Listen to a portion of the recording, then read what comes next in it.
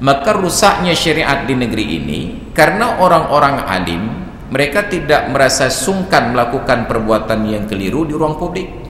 Dosa kecil hanya apabila dilakukan oleh orang awam, tapi bila dosa kecil dilakukan oleh orang alim itu menjadi dosa besar. Kenapa? Karena diikuti oleh orang awam. Sering saya berikan contoh, merokok terlepas dari halal dan haramnya, karena menurut Muhammadiyah haram, menurut NU halal.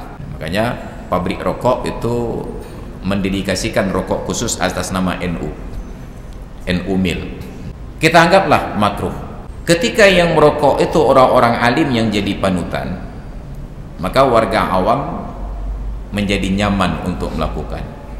Datanglah orang-orang aswabi seperti saya ini menyatakan merokok itu enggak bagus, hanaga tapi rokok. Enggak kita sebut haram, hanya kita sebut enggak bagus, minimal makruh hukumnya.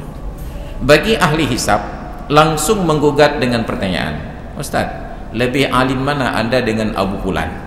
Doh malimreng Abu Fulan. Tentu saya menjawab, lebih alim beliau lah, karena sebelum lahir beliau memang sudah alim. Maka langsung diambil kesimpulan final, beliau saja yang jauh lebih alim daripada Anda, bahkan sudah alim sebelum Anda lahir ke dunia merokok. Ya bukan negara. Perbuatan orang alim jadi dalil dan pembenaran untuk orang jahil.